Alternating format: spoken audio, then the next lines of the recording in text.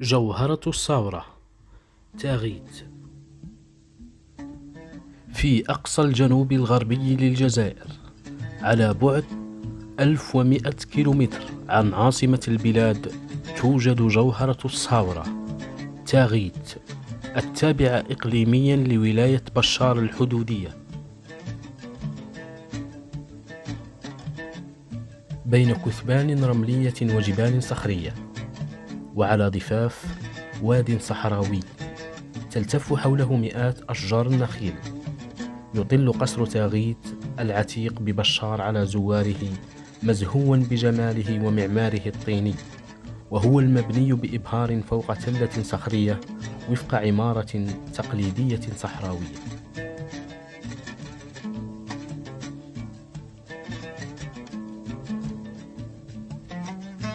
تنفرد تاغيت جوهرة الثورة بجمالها وواحات نخيلها وتنوع طبيعتها، بالإضافة إلى كثبان رملية للعرق الغربي الكبير الشامخة على ارتفاع 745 مترا تتكئ عليها المدينة.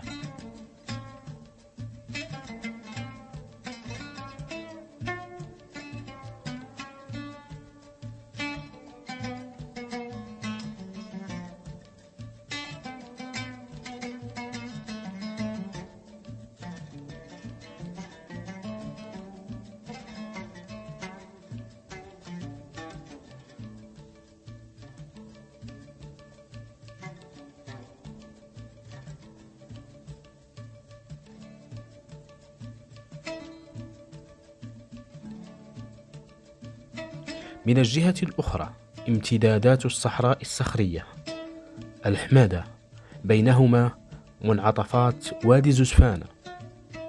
توجد واحة نخيل تطبع الوادي بحد أخضر على أكثر من 18 كيلومتر. على الضفة اليمنى للواد تتتابع قصورها الست.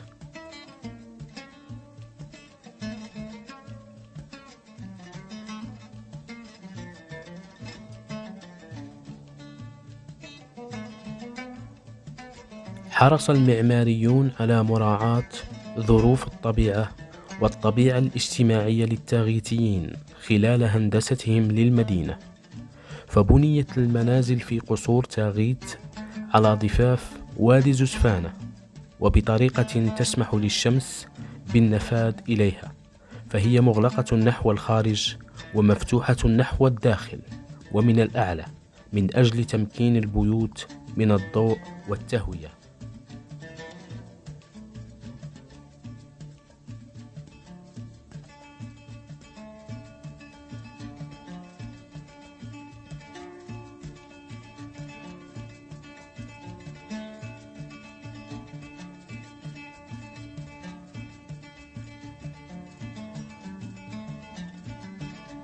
ويعتبر وادي زسفانة إحدى المحطات الرئيسية للسياح الذين يقصدون الجزائر نحو ولاية بشار وتاغيت تحديدا، حيث يكمل تفاصيل اللوحة الطبيعية التي يمثل سكان المنطقة جزءا لا يتجزأ من جمالها.